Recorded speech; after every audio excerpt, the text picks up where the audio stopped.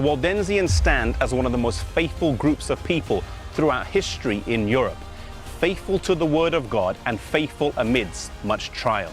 Despite suffering repeated persecution over the course of almost a millennia, in the 17th century they would go through one of the worst episodes of their history.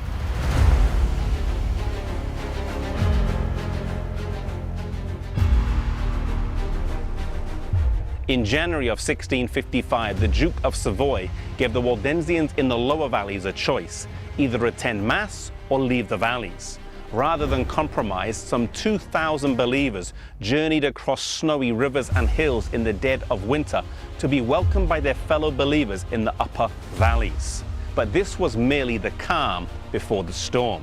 In April of that year, the Duke sent an army into the valleys, and on April the 24th, at 4 a.m., a Saturday, the massacre started.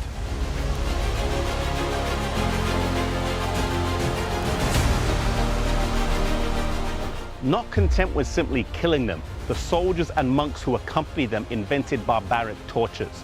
Babies and children had their limbs torn from their bodies by sheer strength. Parents were forced to watch their children tortured and killed before they themselves were tortured and killed. Fathers were made to wear the decapitated heads of their children as they were marched to their death. Some Christians were literally plowed into their own field. Some were flayed or burned alive, and many endured much worse. Unburied bodies, dead and alive, covered the ground. In order to escape this terrible massacre, hundreds of Waldensians fled to a large cave in the towering Mount Castelluzzo. The murderous soldiers, however, found them and marched them to the top.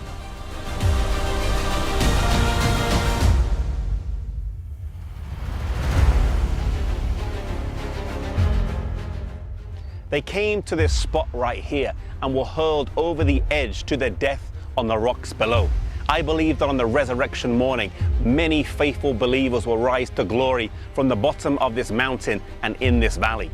This is the reference in Milton's famous sonnet to the bloody Piedmontese that hurled mother and infant down the rocks.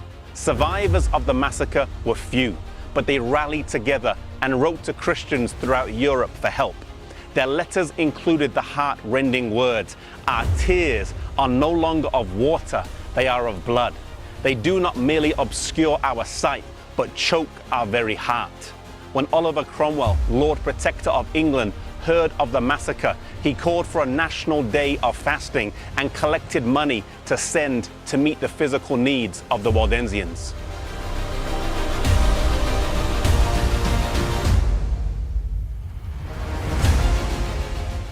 This was not the only instance of persecution, and it continued over 3.5 decades, from 1655 to 1689.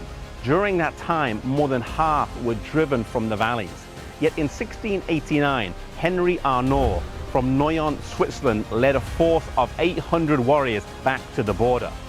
In the winter, they resisted 4 separate attacks from a much larger army. In spring, the papal armies returned with 22,000 soldiers, this time to fight a much smaller Waldensian force of just 400 men. Yet they were once again defeated, and not only that, not one of the 400 men was lost in this battle. They returned to the valleys in what was called the Glorious Return, reclaiming them once again as a place where they could live and worship.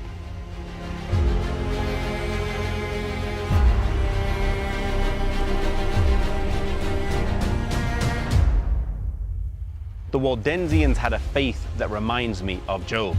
They were a people who suffered attacks and persecutions for several centuries, close to 1,000 years, suffering immeasurably. For many, it did not weaken their faith, but rather strengthen it. Sometimes in life, we may be serving God, dedicating our lives to Him, and we still go through hard times, trials, and suffering that many say we do not deserve.